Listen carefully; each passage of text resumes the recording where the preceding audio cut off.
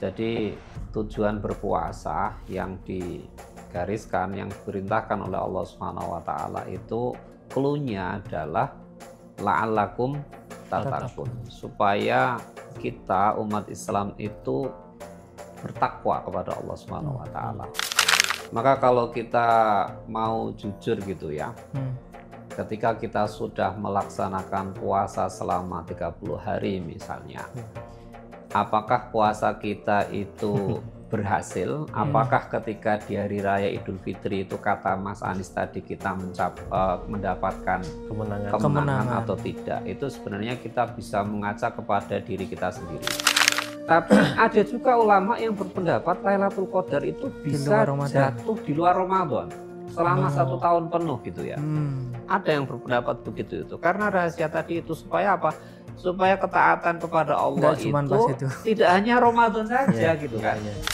Kan mungkin karena sudah dapat malam Lailatul Qadar, terus jadi yang lain udahlah malamnya gerapel. Kan sama dengan 1000 bulan kan. Iya, ya masalahnya kan kita tidak tahu apakah malam itu betul-betul Lailatul Qadar atau bukan gitu kan. Jadi sama sekali nggak tahu nih, karena kan tahu. Mungkin ada sesuatu yang kita dapatkan, entah pencerahan atau jadi wali tiba-tiba. Ya itu misalnya. Betul gitu ya. Betul, misalnya kita merasakan ketenangan, tetapi kan siapa yang bisa memastikan kalau malam itu adalah malam Lailatul Qadar? Inna akramakum indallahi atqakum. Yang paling bertakwa itu kan yang tahu Allah. Kata Nabi at-taqwa hahuna. Takwa itu kan di dalam hati itu. Jangan sampai nanti kita juga tadi kayak kata Imam Al-Ghazali, kita tertipu kadang Mas. Oh, betul ya. Kita merasa sudah paling baik nih, malah ternyata kita di hadapan Allah nggak ada baik-baiknya. Nauzubillah gitu ya. Zakat itu diambil dari orang kaya, diberikan kepada fakir miskin. Supaya apa? Supaya gap ekonominya itu, kesenjangan ekonominya itu tidak terlalu jauh, terlalu tinggi gitu kan. Dan kalau sekarang itu sudah diberikan katakanlah semacam itu ya, bagaimana kemudian tahun depan itu dia sudah tidak masuk daftar fakir miskin lagi gitu. Jadi kan lebih kontekstual ketika kita memberikan zakat itu melalui contoh misalkan program modal usaha atau pelatihan kewirausahaan. Iya. Kan lebih ada tindak lanjutnya lebih panjang loh Mas Aldi daripada hanya beras itu loh.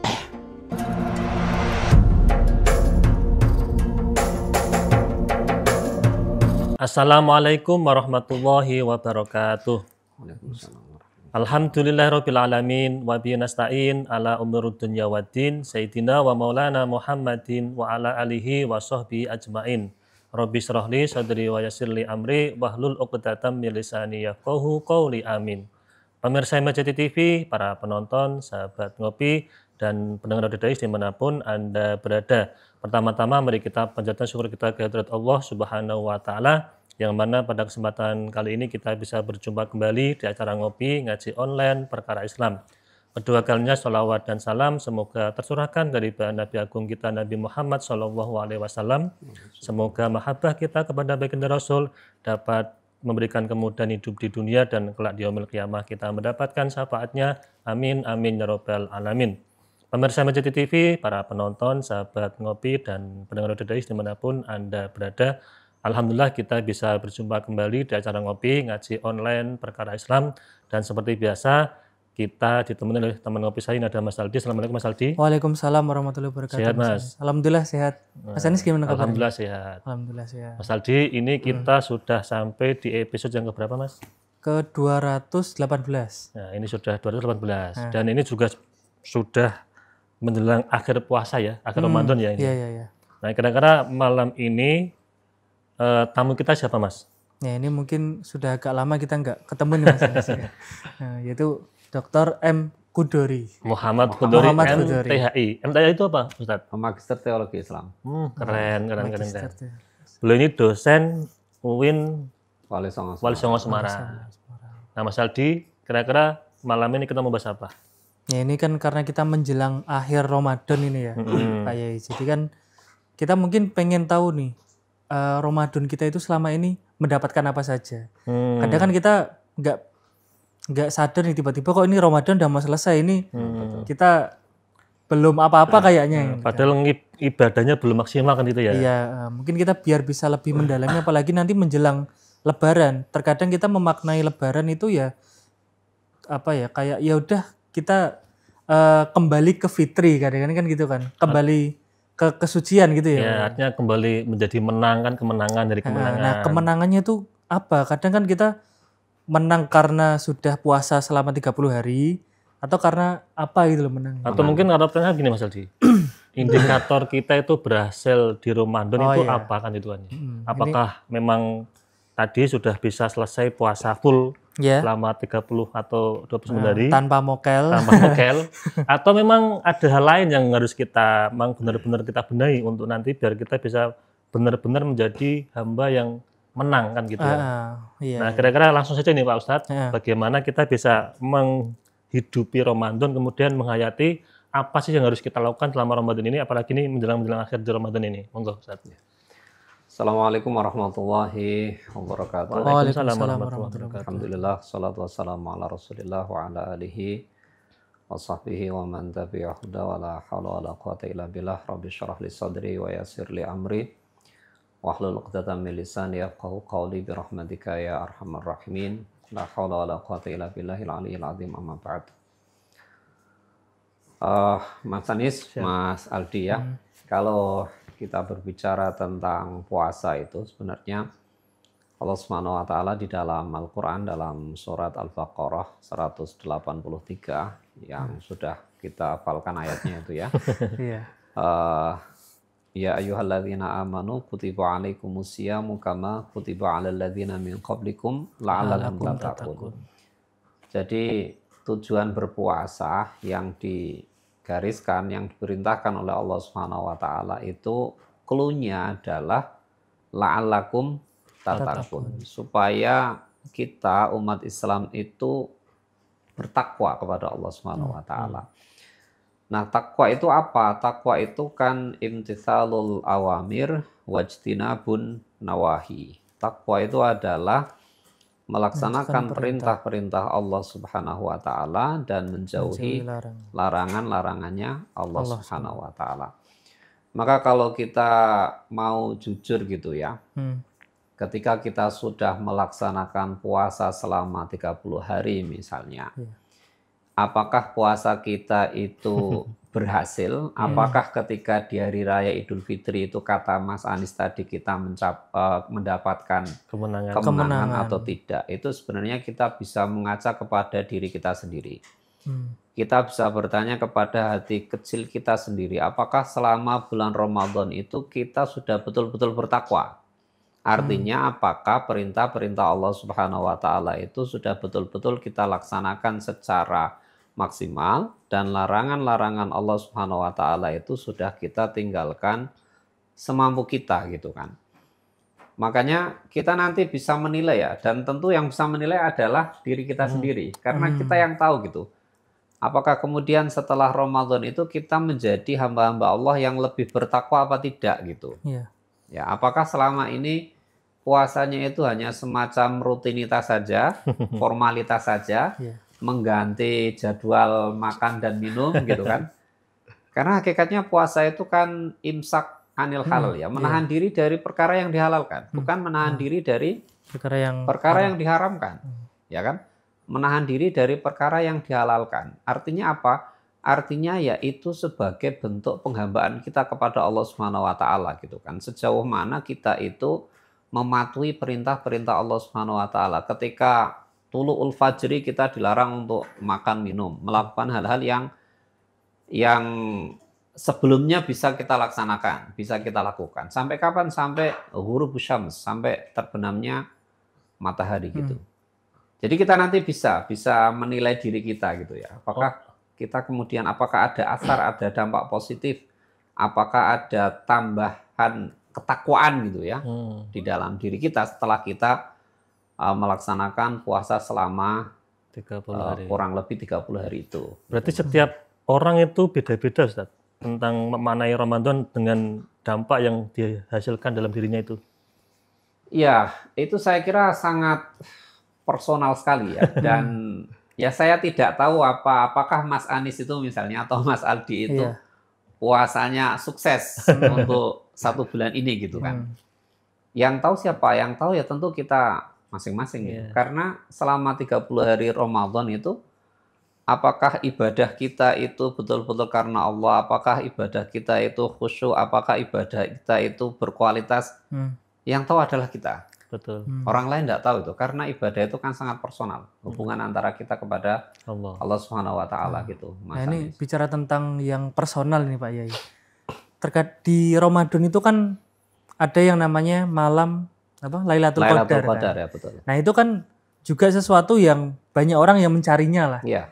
Nah, kadang kan kita berpikir kita itu dapat Lailatul Qadar itu misal ada yang di malam ganjil, mungkin ada yang 10 hari terakhir walaupun betul. Ganjil atau genep tetap iktikaf misal itu kan ada seperti itu. Ya. Nah, itu kan juga hal yang personal juga kan Pak Yai. Ya. Untuk mendapatkan Lailatul Qadar itu sebenarnya indikatornya itu seperti apa? Ini mungkin untuk diri kita sendiri. Jadi kita tahu aku udah dapat nih misalnya. Apakah seperti hal yang materi atau seperti apa gitu loh kita? Lailatul Qadar itu kan sesuatu yang dirahasiakan oleh Allah Subhanahu Wa Taala ya. Jadi tidak ada satupun makhluknya yang mengetahui secara pasti bahwa malam Lailatul Qadar akan jatuh pada malam sekian, itu kan tidak ada. Memang itu adalah hal yang gaib ya, yang dirahasiakan oleh Allah Subhanahu Wa Taala. Tujuannya apa atau hikmahnya apa? Hikmahnya adalah supaya kita hamba Allah umat Islam itu ya senantiasa konsisten melaksanakan ketaatan, melaksanakan ibadah. Seandainya Lailatul Qadar itu sudah ditunjukkan oleh Allah, misalnya jatuh pada malam 21 Ramadan misalnya, atau jatuh pada malam 27 Ramadan, maka niscaya orang itu semangatnya akan hanya malam 21 saja. atau 27 saja. Wong itu sudah khairun min alfi syahr ya, Mas ya. Jadi mereka akan berbondong-bondong malam itu saja. Nanti malam-malam sebelumnya atau malam setelahnya bisa jadi sudah leha-leha, sudah nyantai-nyantai, sudah sepi gitu kan. Itulah kenapa kemudian Lailatul Qadar itu dirahasiakan oleh Allah Subhanahu Wa Taala. Salah satu hikmahnya adalah supaya kita sebagai hamba Allah itu dalam mengabdi, dalam beribadah, melakukan ketaatan kepada Allah itu ya continue, terus-menerus gitu ya. Tidak pilih-pilih gitu ya. Tidak hanya ngambil malam ganjil-ganjil saja gitu kan. Itu kenapa Lailatul Qadar itu dirahasiakan. Kalau kemudian para ulama itu berpendapat, ada yang mengatakan misalnya Lailatul Qadar itu malam 27 Ramadan gitu ya. Seperti di pesantren saya itu dulu, ya sampai sekarang itu kalau malam 27 Ramadan karena ada acara besar itu di pesantren saya. Karena meyakini tanggal 27 itu Lailatul Qadar gitu ya. Ya, karena memang ada ulama yang berpendapat bahwa Lailatul Qadar itu jatuh pada malam 27. Ada lagi yang berpendapat malam 25, malam 23, malam 21 gitu kan. Bahkan kata Imam Ghazali itu ada rumusnya gitu. Kalau Ramadannya jatuh pada hari Sabtu, nanti Lailatul Qadarnya tanggal sekian. Kalau jatuh pada hari Minggu, Lailatul Qadarnya tanggal sekian. Nah ini semua saya kira adalah merupakan ijtihad ya dari para ulama-ulama itu yang berangkat menurut saya itu dari pengalaman spiritual masing-masing ulama-ulama itu. Jadi bisa jadi mungkin Ramadan ini gitu ya, pengalaman spiritualnya mendapatkan Lailatul Qadar antara Mas Anis dengan Mas Aldi bisa jadi beda.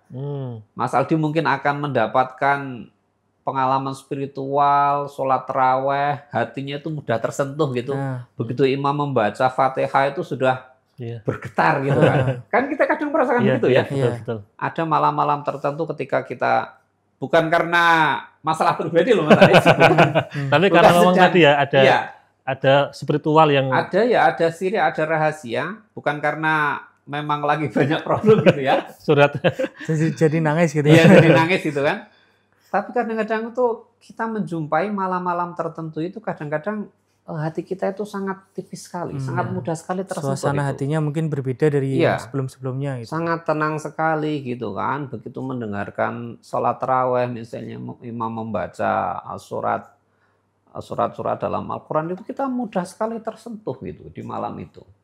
Nah itu bisa jadi ya itu adalah malam Lailatul qadar kita gitu. Tapi kan kalau di Al-Qur'an itu kan dikatakan salamun ya hatta matla'il fajar kan. Iya, betul. Nah, itu kedamaian kan di sini. Salam kan maksudnya kedamaian. Iya.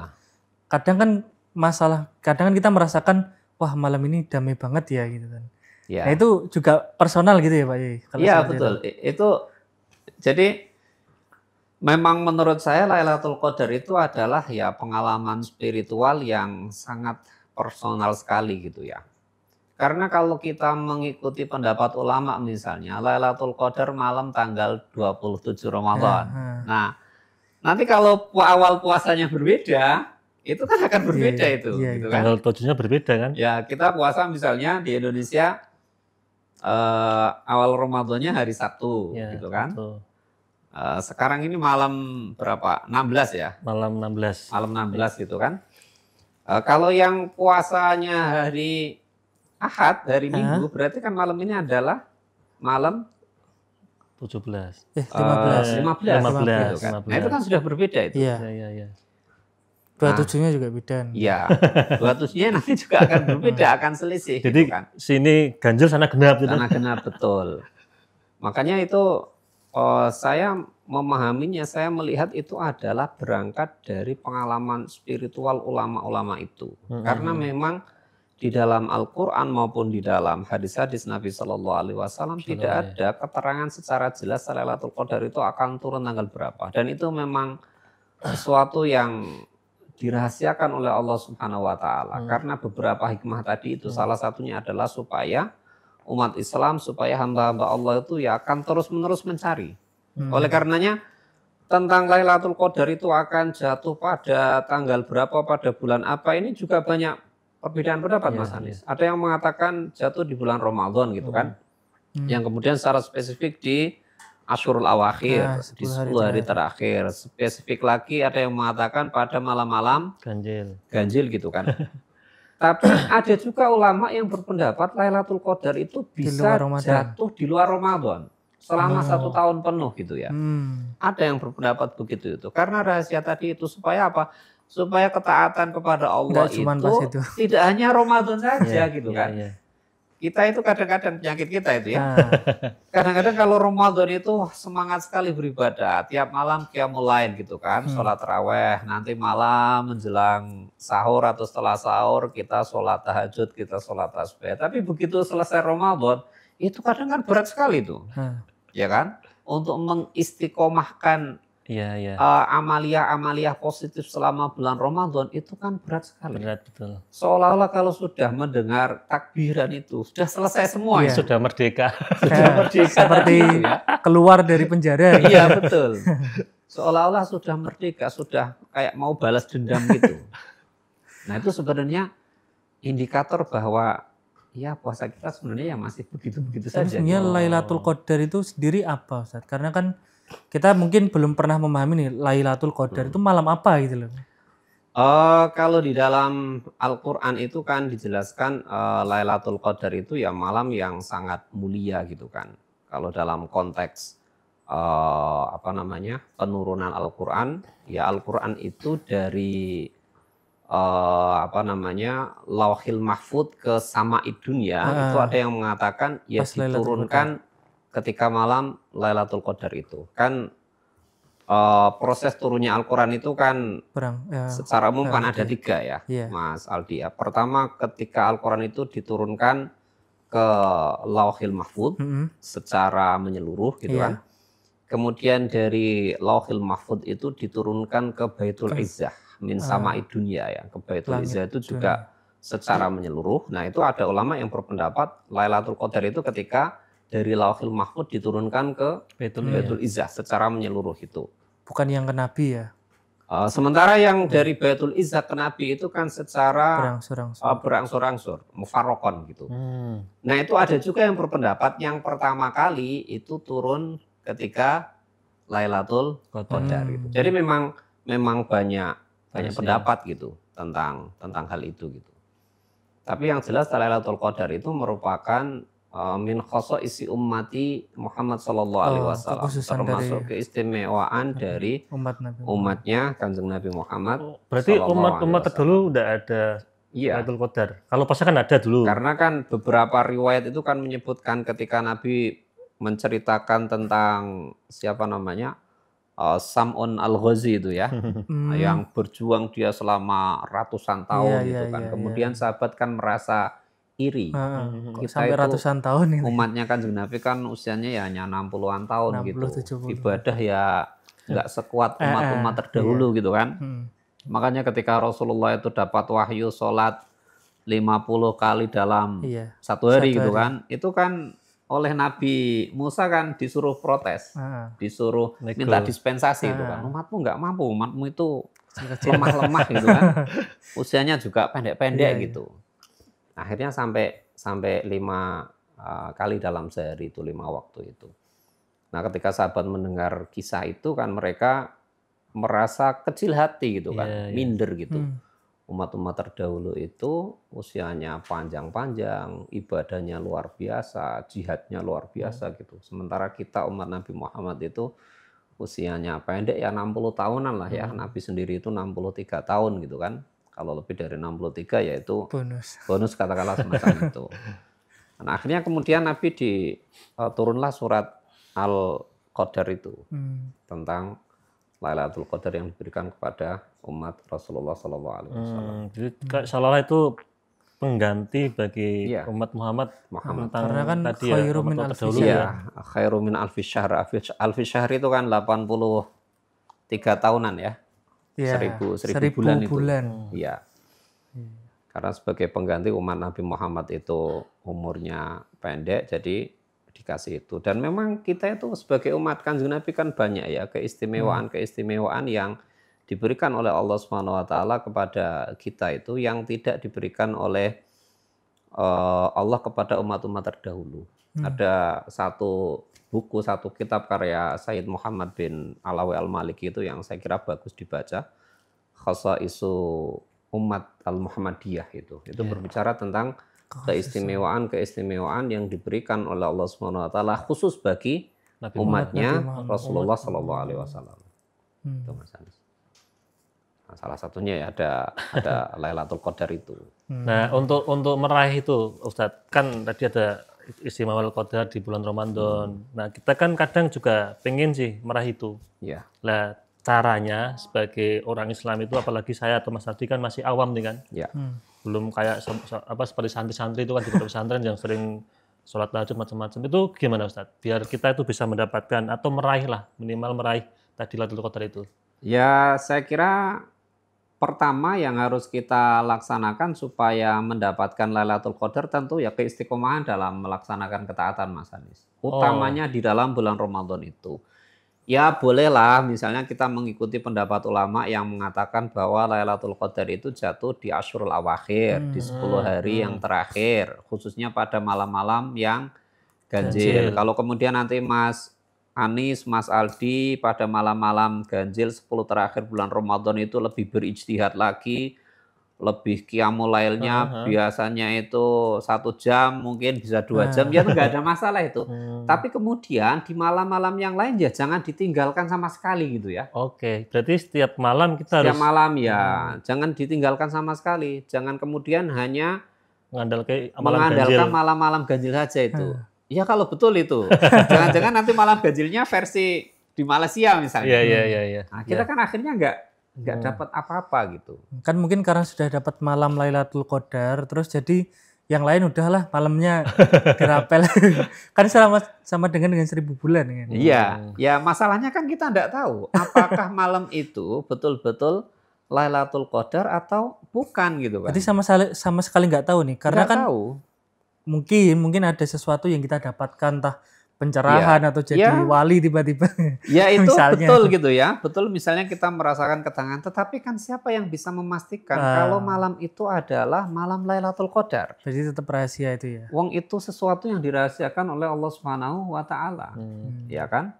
Makanya kalau Mas Aldi, Mas Anis itu ya merasakan malam itu penuh ketenangan, penuh kekhusyuan, itu kan ulama-ulama salaf kita itu kan mengajarkan untuk memperbanyak Allahumma innaka, doa itu ya, Allahumma innaka afuwun karimun, Allahumma innaka afuwun karimun tuhibbul afwa fa'fu anna itu ya. Itu kan doa yang dianjurkan itu. Doa yang dianjurkan kalau kita merasa meyakini bahwa malam itu adalah malam Lailatul Qadar. Tapi akhirnya kemudian kan sering dibaca tiap malam itu. Iya. Ya kan? Ba'da sholat raweh atau ba'da sholat witir itu kan selalu kita baca. Mungkin tadi ya untuk tadi menjembatani biar nanti dapat. Iya. biar kita tetap dapat meskipun sedikit itu ya dapat lah ya.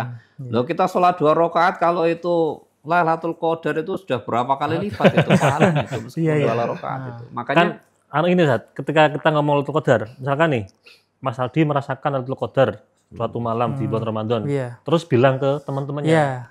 Nah itu gimana Ustaz? Atau di-share di status, alhamdulillah malam ini malam Lailatul Qadar. Tapi masalahnya kan apakah kita bisa memastikan itu? Kan kita enggak tahu. Tahu kan? Nggak ada satupun ulama itu yang berani memastikan bahwa malam ini adalah malam Lailatul Qadar, itu enggak ada. Oh, berarti yang ngasih tahu itu berarti termasuk apa Mas Aldi itu? Iya apa? Kadang kan ada yang story mengejar Laila.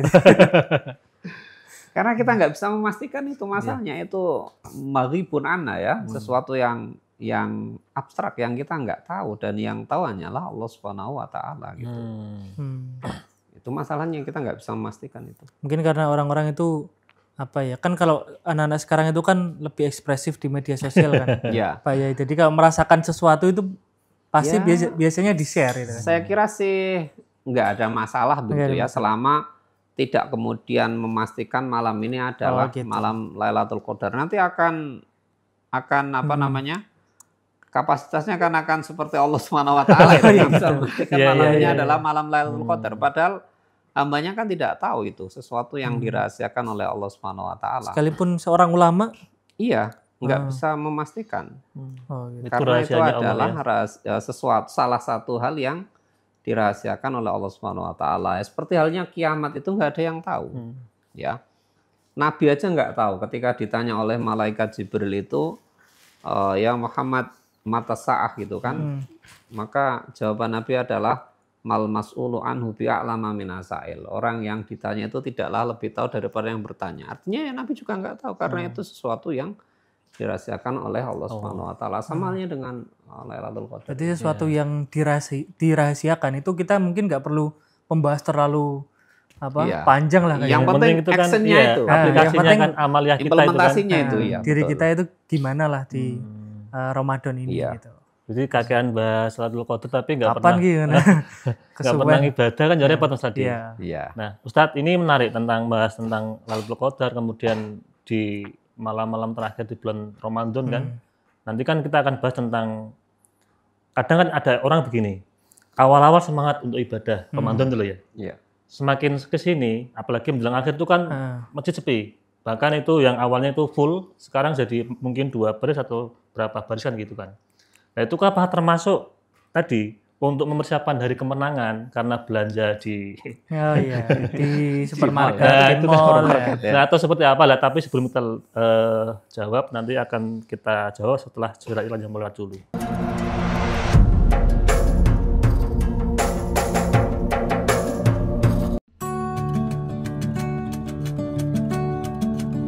Berdiri megah di bagian tengah Pulau Jawa, inilah Masjid Agung Jawa Tengah.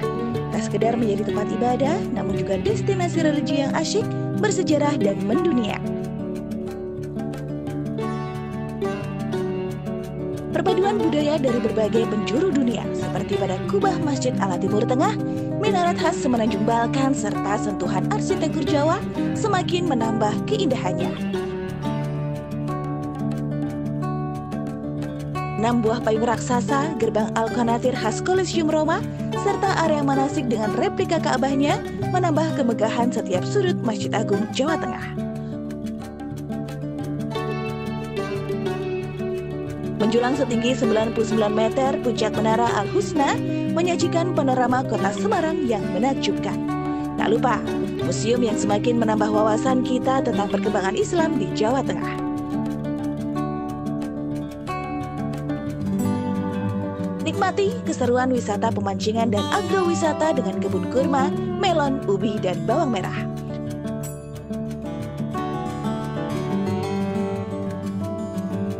Tak perlu khawatir mencari penginapan. Hotel Geraha Agung siap melayani para pengunjung yang ingin beristirahat. Tersedia pusat olah-olah yang menyediakan berbagai souvenir dan kuliner khas kota Semarang. Mari nikmati wisata keluarga yang asyik dan seru di Masjid Agung, Jawa Tengah.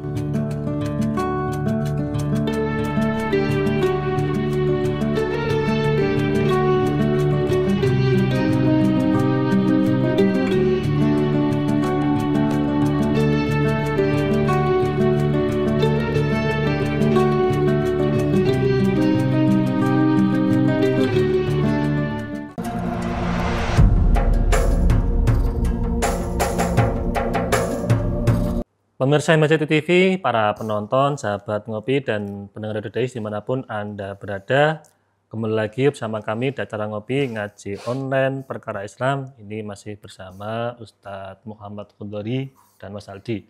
Ustadz, tadi menarik, sebelum iklan kita bahas tentang sesuatu yang rahasia, tapi selalu diperdebatkan kan gitu kan. Nah, ini kan sudah sampai di 10 hari terakhir sebelum Lebaran kan teman-teman. Mestinya kan kita harus persiapan macam-macam, termasuk persiapan hari raya kan. Baju baru atau toples yang belum ada isinya disiapkan ada isinya kan gitu kan ya. Tapi yang paling penting kan di agama kita itu, di Islam itu kan ada yang namanya bayar zakat atau zakat fitrah itu kan ya. Zakatul fitri. Ya, zakatul fitri itu gimana Ustadz? Apakah ini harus dilakukan di hari malam hari raya atau sebelumnya boleh? Iya.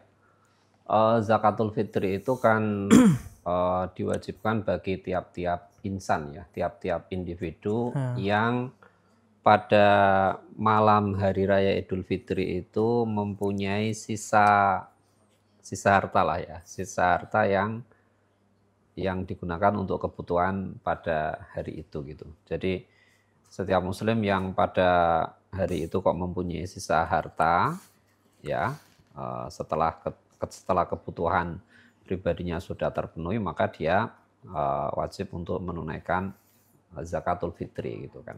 Itu yang zakat yang termasuk rukun Islam itu ya tadi? Iya, zakat rukun Islam itu kan ada zakatul mal gitu Mas ya. Termasuk juga ada zakatul fitri ini. Kalau zakatul fitri ini kan memang ditunaikan setelah Ramadan itu ya. Di zaman Nabi, kalau kita mengkaji kitab-kitab fikih, itu memang zakatul fitri itu yang paling afdol ditunaikan sebelum sholat Idul Fitri. Berarti jadi malam, pagi-pagi sekali itu. Oh, pagi-pagi. Tapi kemudian ulama ada yang berpendapat malamnya gitu kan. Bahkan di dalam mazhab Syafi'i itu boleh takjilu zakah. Iya, ada dimulai dari awal Ramadan gitu kan, boleh itu. Kenapa dulu di zaman Nabi itu sebelum sholat Id? Ya karena memang komunitas Muslim di zaman itu masih sedikit sekali. Kalau sekarang bisa repot didistribusikan dengan mudah gitu kan. Tapi kalau sekarang di mana umat Islam itu sudah sangat banyak sekali, itu akan kerepotan. Kalau kemudian zakat fitri itu ditunaikan sebelum sholat Id dilaksanakan gitu kan. Makanya kemudian lembaga-lembaga ambil zakat itu sudah dari awal Ramadan itu sudah mulai menghimpun gitu kan. Supaya apa? Supaya tujuannya agar zakat itu mudah untuk ditasarufkan, didistribusikan dan tepat sasaran gitu kan. Karena memang tujuan zakatul fitri itu adalah untuk membahagiakan fakir miskin utamanya itu pada hari raya Idul Fitri. Karena Idul Fitri itu kan hari raya umat Islam gitu. Jadi jangan sampai di hari raya itu ada orang yang sedih, ada orang yang tidak bisa makan, ada orang yang bisa makan tapi nggak punya lauk pauknya gitu.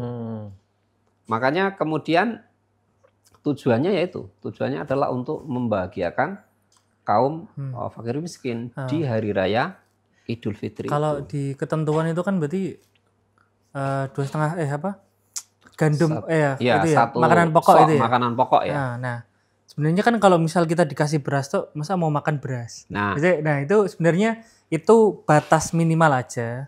Atau kita misal mau kasih ada opor ada apa itu juga bisa dihitung zakat gitu Pak. Jadi begini Mas Aldi, zakat fitri itu kan sebenarnya artinya ya makanan ya atau makanan pokok gitu Mas Anis ya. di zaman Nabi itu kan makanan pokoknya ya gandum gitu ya, kurma mungkin ya. Maka kemudian ketika menyebutkan tentang zakat fitri, ya Nabi menyebut makanan-makanan pokok yang berlaku di tempat masanya itu. Nabi, di zamannya Nabi, di daerahnya Nabi. Nabi tidak menyebut beras loh, karena Nabi tidak mengkonsumsi beras gitu kan, tidak makan nasi gitu. Nah ini yang kemudian menjadi perdebatan di kalangan para fuqaha gitu ya, di kalangan para ahli fikih. Ada yang kemudian mengatakan bahwa zakatul fitri itu masalah yang berkaitan dengan ubudiyah. Jadi kalau ubudiyah itu ya tidak ada peluang untuk ijtihad, tidak ada apa namanya ghairu ma'qulil makna lah katakanlah semacam itu. Tidak bisa dilogikakan gitu. Sudah pakemnya begitu. Sehingga banyak ulama yang berpendapat ya zakat fitri itu harus menggunakan makanan pokok, termasuk dalam konteks mazhab Syafi'i. Tidak hanya mazhab Syafi'i saja ya, mazhab Hambali juga begitu, Maliki juga begitu itu. Nah yang membolehkan mengganti zakat fitri dengan kimahnya, dengan harganya atau dengan uang lah ya kalau di kita itu adalah mazhab Hanafi. Mas Anies. Itu boleh ya? Mazhab Hanafi itu memperbolehkan. Dan alasannya apa? Alasannya karena uang itu lebih bermanfaat, lebih maslahat. Membahagiakan mungkin. ya mungkin dalam konteks sekarang begitu. Lebih maslahat ketika diberikan pada fakir miskin. Apalagi dalam konteks sekarang gitu ya. Iya. Dalam konteks sekarang itu kebutuhan fakir miskin di hari raya Idul Fitri itu tidak hanya sekedar makan. Gitu kan.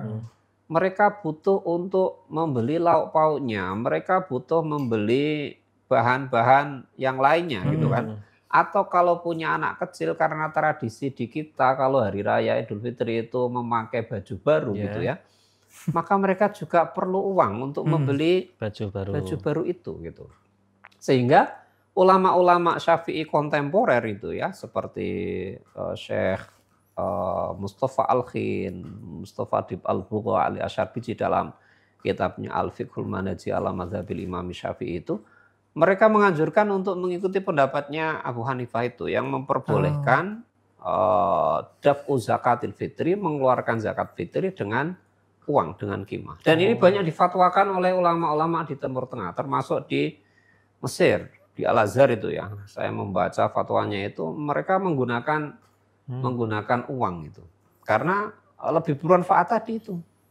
Kalau kemudian diberikan berupa beras, sementara kebutuhan fakir miskin itu tidak hanya beras, mereka punya kebutuhan yang lain, kan mereka nanti akan menjual beras itu. Dan biasanya kalau dijual, lebih murah. Harganya akan turun, akan lebih murah. Ini kan tidak simpel ya, tidak. Justru malah dalam tanda kutip merepotkan fakir miskin gitu kan. Padahal kita diperintahkan oleh Allah Subhanahu wa taala di hari itu untuk membahagiakan fakir miskin. Untuk membantu fakir miskin ya Ustaz ya. Untuk membantu ya untuk membahagiakan gitu kan. Artinya meringankan beban mereka. Meringankan bebannya itu. Berarti itu bukan ketentuan harus sesuatu yang pokok tadi ya, bahan pokok ya Pak Yai.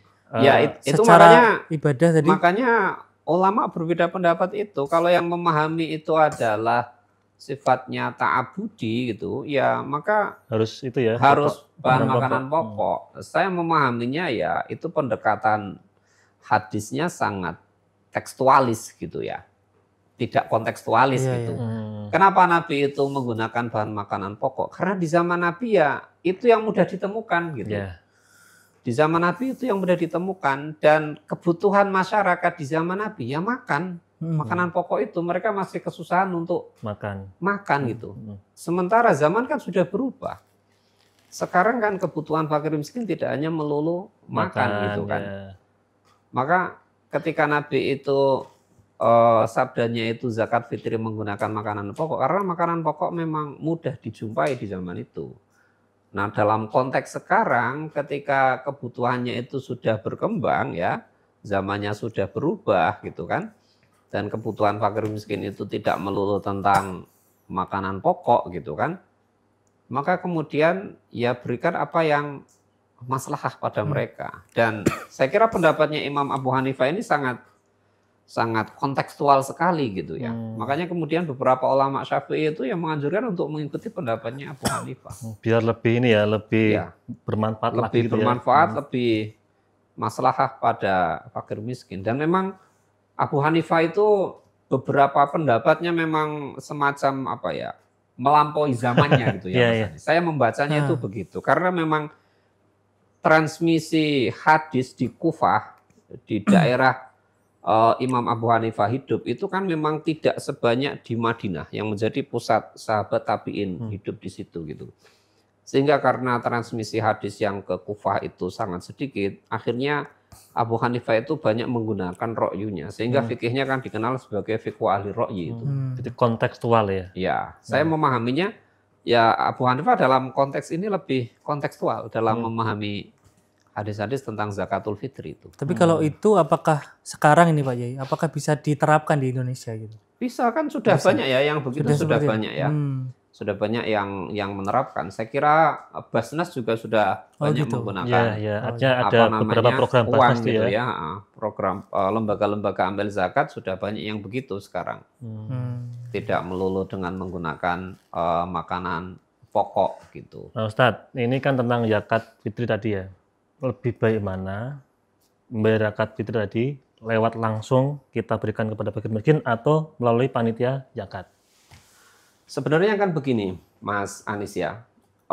Orang yang paling berhak mendapatkan zakat kita itu adalah orang-orang yang berhak menerima zakat yang ada di sekitar kita, yang paling dekat jangkauannya dengan kita.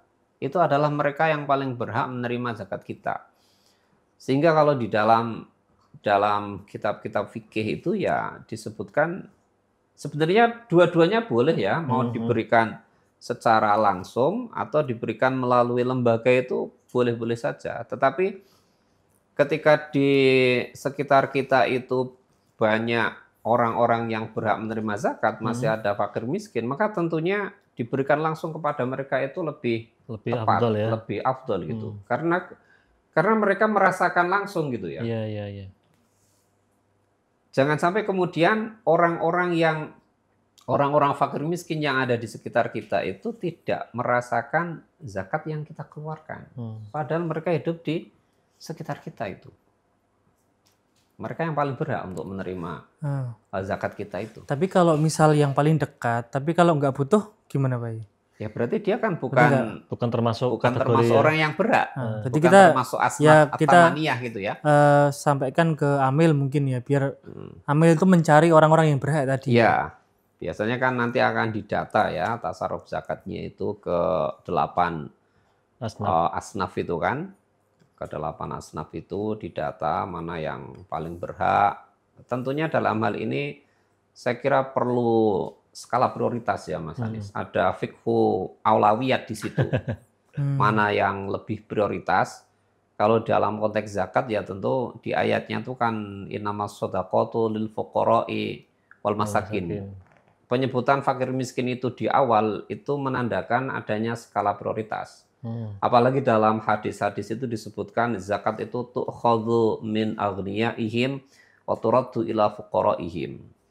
Zakat itu diambil dari orang-orang muslim yang kaya lalu diberikan kepada orang-orang muslim yang fakir. Tujuannya apa? Supaya gap ya kesenjangan ekonomi itu tidak terlalu tinggi gitu. Tidak terlalu jauh gitu ya. Nah, ini berbicara soal zakat nih Pak Yai. Mungkin ini zakat secara keseluruhan ya. Zakat itu berarti kan tadi ya masalah gap itu ya.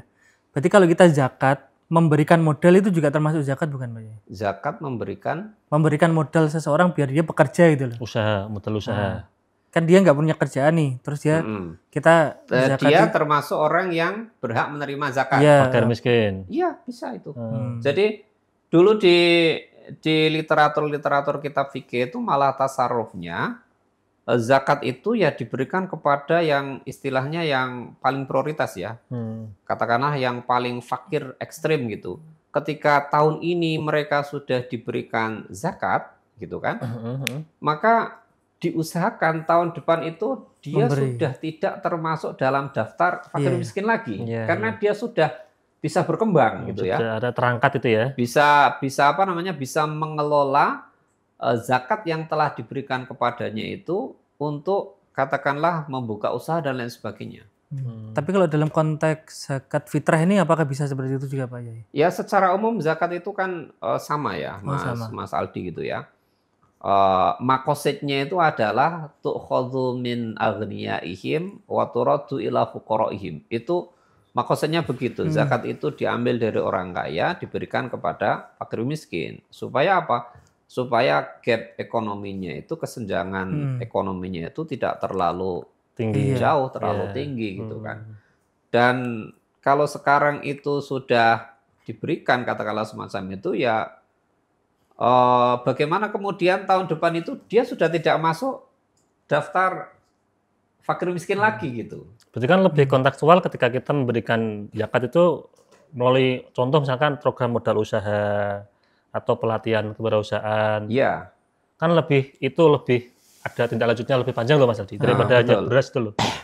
Iya betul Mas Anis ya. Jadi karena memang tujuannya kan itu ya supaya fakir miskin itu ya terangkat gitu ya. Tidak selamanya itu jadi fakir miskin terus. Gitu. Dapat zakat, dapat santunan, terus kalau di Ramadan ini kan banyak tuh santunan kayak gitu kan.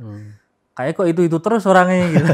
Kayak semacam apa ya? Jadi ini ya langganan. Hobi ini ya langganan ya.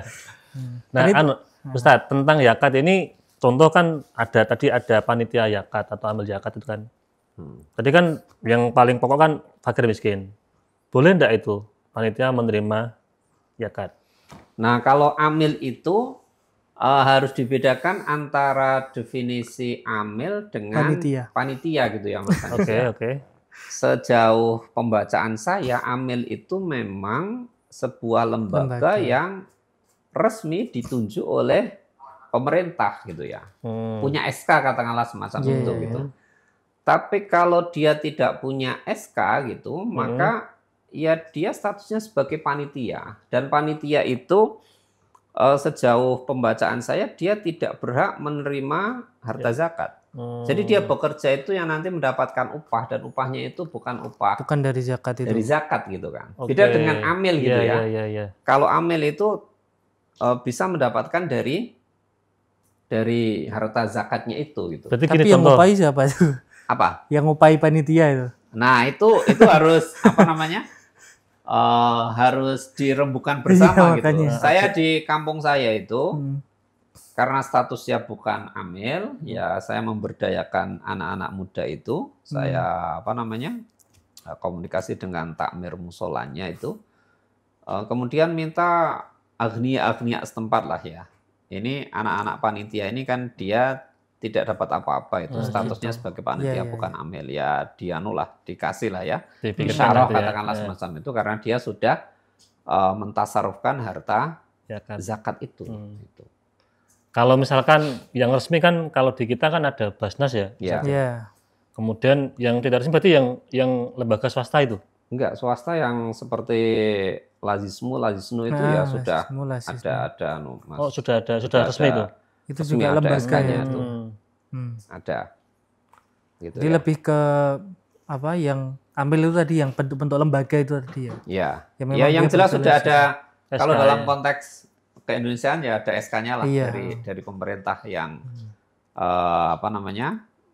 SK itu isinya ya sebagai badan untuk mengelola zakat itu. Gitu. Nah Pak Yai, sekarang itu kan mungkin ya kalau saya lihat itu di kampung-kampung itu hampir orang yang mendapatkan zakat itu dia sama juga yang mengeluarkan zakat, gitu loh. Jadi mungkin panitianya itu bingung nih dalam konteks zakat fitri ya. Ya zakat fitrah. Jadi yang menerima zakat itu biasanya juga yang ngeluarin zakat juga gitu loh. Itu tidak ada masalah sebenarnya Mas Aldi ya. Karena kan begini, kalau zakat mal itu kan ada ketentuan nisab ya dan itu nilainya kan besar gitu kan. Tapi kalau untuk zakat fitri kewajibannya itu kan bagi setiap orang yang mempunyai sisa harta di hari raya Id itu. Malam Id dan hari raya Id. Kalau dia kebutuhannya dalam satu hari itu katakanlah 100.000 ya, kok masih ada sisa harta, ya maka dia wajib untuk mengeluarkan zakatul fitri itu. Sehingga kan orang fakir miskin kan juga bisa tuh punya kewajiban itu kan. Oh Iya, gitu. iya. Berarti Gitu hampir kan. semua itu sebenarnya. Iya. Kecuali memang di malam itu, di hari itu dia nggak punya apa-apa. Benar-benar Makan nggak aja punya nggak apa-apa. bisa misalnya. Ya dia nggak kewajiban untuk menunaikan zakatul Zakat. fitri gitu. Misalkan gini Ustaz, contoh ini kan saya Mas Aldi satu komplek lah di perumahan Iya. kan ya. Saya ngeluarin zakat, tak kasih ke Mas Aldi. Terus baliknya Mas Aldi ke saya, itu gimana? Ya Mas Karena Aldi tadi sama dilihat- Mas apa namanya?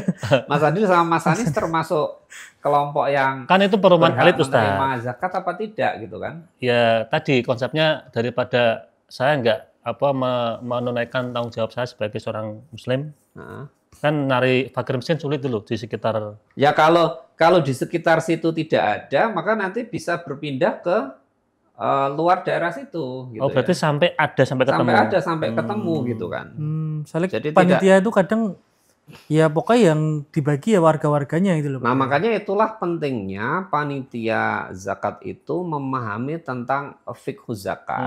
Fikih zakat. Gitu ya, tentang fikih zakatnya itu harus paham juga. Kalau kemudian di daerah situ kok katakanlah kawasan perumahan yang secara umum warganya makmur semua gitu ya, ya berarti zakat itu nanti diberikan kepada keluar dari perumahan itu yang terdekat ada fakir miskin apa tidak sampai menemukan yang berhak itu ya, yang berhak untuk menerima zakat itu. Karena penerima zakat itu kan di dalam Al-Quran kan menggunakan redaksinya itu innamas shadaqah gitu kan. Innama itu kan yufidu alal hasri. Ya hanya itu saja gitu loh. Yang ada 8 kelompok. Innamas shadaqatu lil fuqara'i dan seterusnya itu ya. Itu menggunakan redaksi innama. Innama itu yufidu alal hasri. Pembatasan. Ya hanya untuk 8 kelompok itu. Cuma nanti memang yang fisabilillah itu kemudian banyak perdebatan gitu ya. Ada yang mengatakan fisabilillah itu adalah orang-orang yang berjihad, perang dalam arti jihad itu perang, seperti dalam fikih mazhab Syafi'i dan fikih-fikih mazhab lain itu juga berpendapat begitu. Jihad itu perang. Ada yang memaknai fisabilillah itu adalah sebagai fi jami'i wujuhil khair.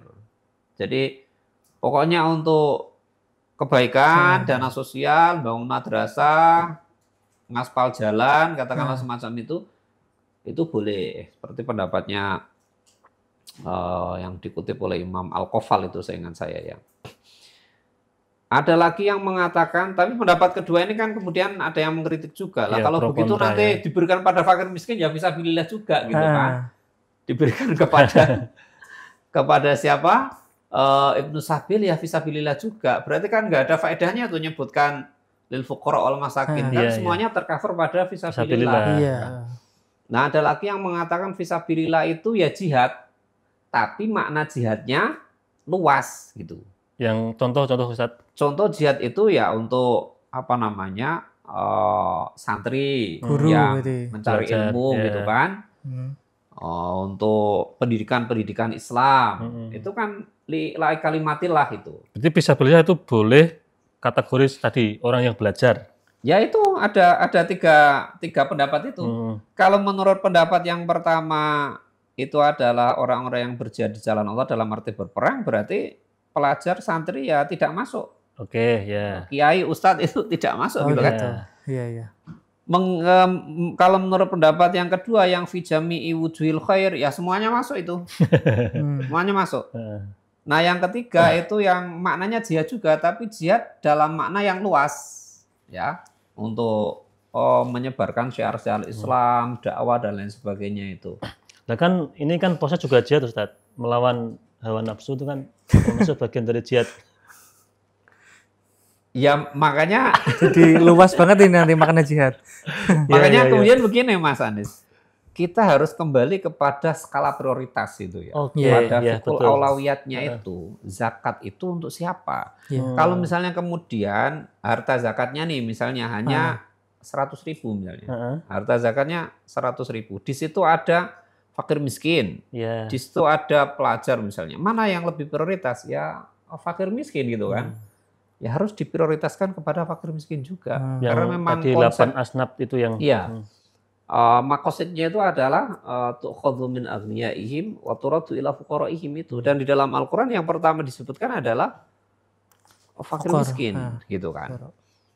Harus ada skala prioritas gitu ya. Memang kita dalam hal fikih itu memang harus mempertimbangkan skala prioritas agar kata Imam Ghazali itu supaya kita itu tidak menjadi orang yang maghrur. Orang maghrur itu orang yang tertipu.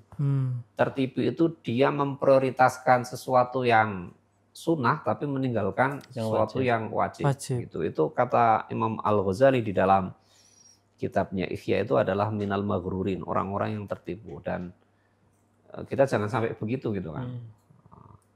Misalnya Qiyamul Lail itu kan sunnah, tapi subuhnya malah hilang. Nah itu kan ngantuk salah kaprah gitu ya.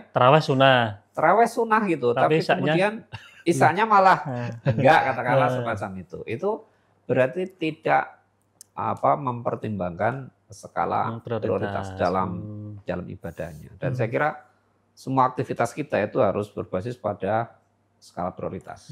Berarti puasa itu sebenarnya mengajarkan kita agar kita itu tahu batas juga kayak Pak. Kayak tadi kan kita tahu nih batasnya itu, prioritasnya itu yang mana itu kan. Betul. Ya. Betul Mas. Kalau misalkan puasa kan ada ya, kemarin itu ada dibahas puasanya orang awam, orang khusus, kemudian orang khawasul khawas itu kan. Khawasul khawas. Nah, itu misalkan nih makom kedua itu apakah sudah bisa misalkan kategori untuk mencapai kemenangan? Kalau makom pertama kan hanya lapar dan haus saja. Ya, itu saya kira 3 tingkatan puasa itu adalah kaitannya dengan kualitas ya. Oh, kualitas. Kualitas puasa kita. Apakah kita nanti itu, kata Mas Anies, mendapatkan kemenangan apa tidak itu? Saya membacanya itu adalah ya sesuai dengan ayat Al-Quran surat Al-Baqarah 183 tadi itu, bahwa goal daripada puasa itu adalah la'alakum tatakun. Takwa. Ya. Manakala setelah Ramadan itu kok ketakwaan kita secara kualitas maupun kuantitas itu bertambah, ya maka insya Allah puasa kita itu berhasil dan kita mungkin kata Mas Anies ya akan mendapatkan kemenangan tadi itu.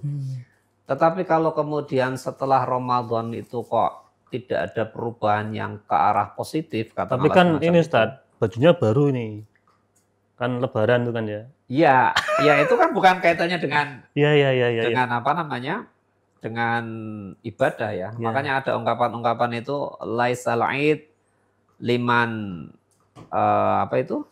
lubsuhul jadid gitu kan. Walakin al aid liman ta'atuhu yazid kan gitu.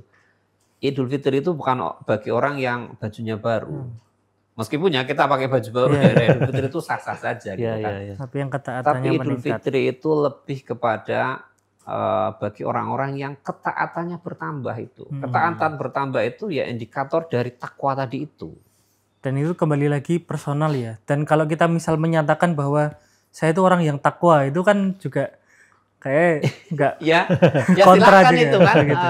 Tapi kan takwa itu siapa yang tahu? Orang itu bertakwa apa enggak itu kan Allah Subhanahu wa taala kan. Apa namanya? Yang tahu, yang menilai kan Allah itu kan. Inna akramakum indallahi atqakum. Yang paling bertakwa itu kan yang tahu Allah. Kata Nabi at-taqwa hahuna. Takwa itu kan di dalam hati itu. Jangan sampai nanti kita juga tadi kayak kata Imam Al-Ghazali, kita tertipu kadang Mas Anies. Betul ya. Kita merasa sudah paling baik nih, malah ternyata kita di hadapan Allah nggak ada baik-baiknya. Nauzubillah gitu ya. Oke, Ustaz, ini menarik, tapi karena waktu kita akan tutup. Mungkin ada closing statement tentang tema malam ini, bagaimana kita bisa menyambut hari kemenangan dengan sebaik mungkin. Monggo Ustaz. Mudah-mudahan di bulan Ramadan ini kita senantiasa diberikan hidayah, taufik oleh Allah Subhanahu wa taala sehingga kita bisa istiqomah menjalankan sisa-sisa Ramadan yang kurang beberapa hari lagi ini. Dan mudah-mudahan di Ramadan ini kita oleh Allah Subhanahu wa taala dicatat sebagai hamba-hambanya yang mendapatkan malam Lailatul Qadar. Mungkin itu Mas Anies. Terus Ustaz sudah rawuh dan memberikan ilmu kepada kita semuanya. Mas Aldi, cukup Mas Anies. Cukup ya.